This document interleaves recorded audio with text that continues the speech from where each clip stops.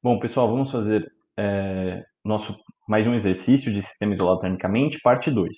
Esse exercício caiu no EFON 2020 e ele fala o seguinte: em um recipiente termicamente isolado, 100 gramas de gelo a menos 20 graus Celsius e 300 gramas de água a 65 graus Celsius são misturados. Após se alcançar o equilíbrio térmico, a temperatura da mistura é aproximadamente. Muito bem. O que a gente vai fazer? Ó, eu representei aqui um calorímetro. A primeira suposição que eu vou fazer é que esse calorímetro que o exercício nos deu, ele é ideal. Ideal. Ou seja, a capacidade térmica dele é zero. O que significa isso? Esse calorímetro, todo calorímetro serve para impedir a troca de calor com o meio externo. Quando ele é ideal, além de fazer isso, ele também não interfere nas trocas de calor, não tem troca de calor com o calorímetro. O que eu quero dizer é que a troca de calor vai ocorrer somente entre a água e o gelo. Como a água está em maior temperatura, ela vai passar calor para o gelo. Colocando aqui algumas informações. O exercício deu que a massa do gelo, que eu vou chamar de mg, vale 100 gramas. E a temperatura do gelo inicial vale menos 20 graus Celsius. A massa de água vale 300 gramas. E a sua temperatura inicial vale 65 graus Celsius. Beleza. Então a gente já sabe que a troca de calor vai ser somente entre a água e o gelo, e a gente quer determinar a temperatura de equilíbrio térmico, que eu vou chamar de T. Beleza. Uma outra suposição que eu vou fazer, a gente vai supor que o equilíbrio térmico ele vai ocorrer a uma temperatura maior que zero. Pessoal, quando você faz essa suposição, é uma estratégia para resolver esse tipo de problema. Você está supondo que todo esse gelo vai derreter. Então, o que a gente espera encontrar? Somente água líquida. Certo? Então, beleza, eu vou resolver o exercício baseado nisso. Como? Eu vou usar a ideia do sistema isolado termicamente, que é o CIT. A gente sabe que a quantidade de calor cedido mais a quantidade de calor recebido, ela tem que dar zero. Aí você tem que pensar o seguinte: quem vai ceder o calor? O corpo quente. Nesse caso, essa quantidade de calor cedida é pela água. Muito bem. E quem vai receber esse calor? O corpo frio, que nesse caso é o gelo. Beleza. A quantidade de calor liberada pela água, como ela é o corpo quente, perceba o seguinte: de acordo com a nossa situação, essa água vai perder calor e a temperatura dela vai baixar, sem mudança de estado. Então aqui você pode fazer um quimacete da água. Espera aí, só apagar aqui. Aí, massa da água, calor específico da água, variação de temperatura da água. Até que é simples. O problema é quando a gente chega no gelo. Por quê? De acordo com a nossa suposição, a gente tem inicialmente o gelo a menos 20 graus Celsius. A primeira coisa que ele vai fazer ao receber calor é aquecer, até o gelo atingir 0 graus Celsius.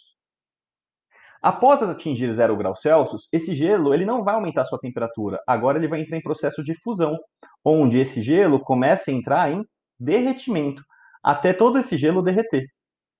Depois disso, esse gelo derretido vai aquecer, lembrando que o gelo derretido está a 0 graus Celsius, depois ele vai aquecer até uma certa temperatura T, que foi a suposição que a gente fez.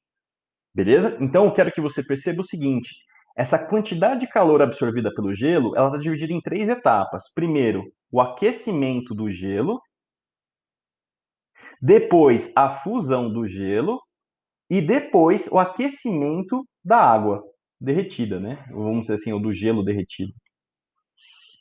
Então, vamos colocar essas três etapas aqui.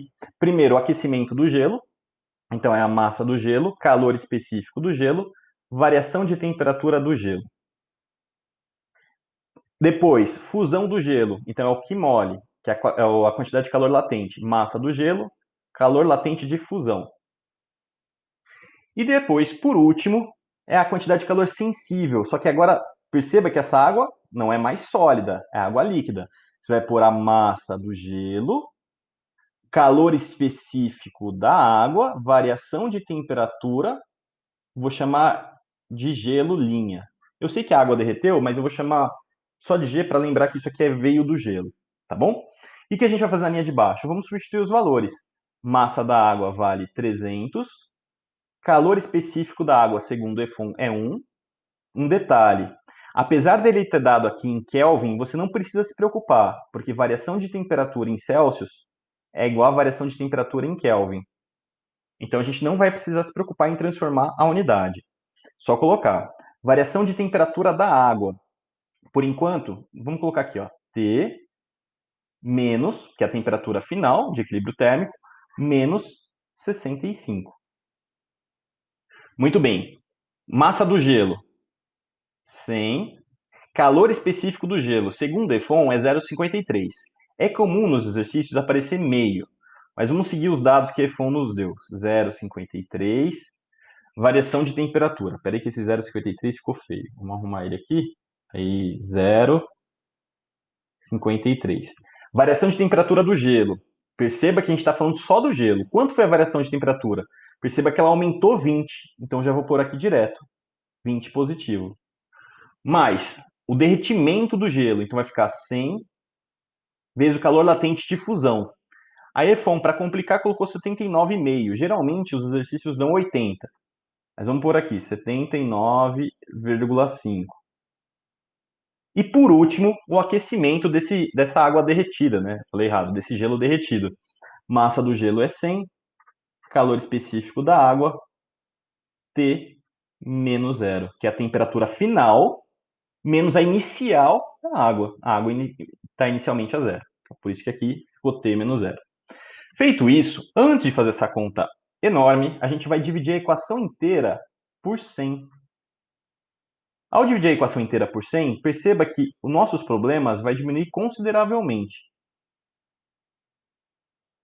Porque esses termos vão embora. Então vai ficar, deixa eu só fazer uma separaçãozinha aqui, 3t menos 3 vezes 65, isso dá 195, mais 0,53 vezes 20, isso dá 10,6, mais 79,5, e por último, 1 vezes t, que é t.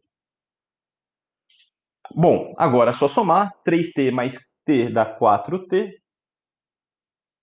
menos 195 mais 10,6 mais 79,5, isso aqui vai dar menos 104,9.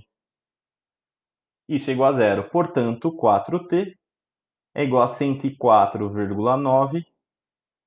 A temperatura vai ser 104,9 dividido por 4. Isso aqui vai dar aproximadamente 26 graus Celsius. Alternativa D. Beleza? E a gente fecha o exercício. Até o próximo, pessoal.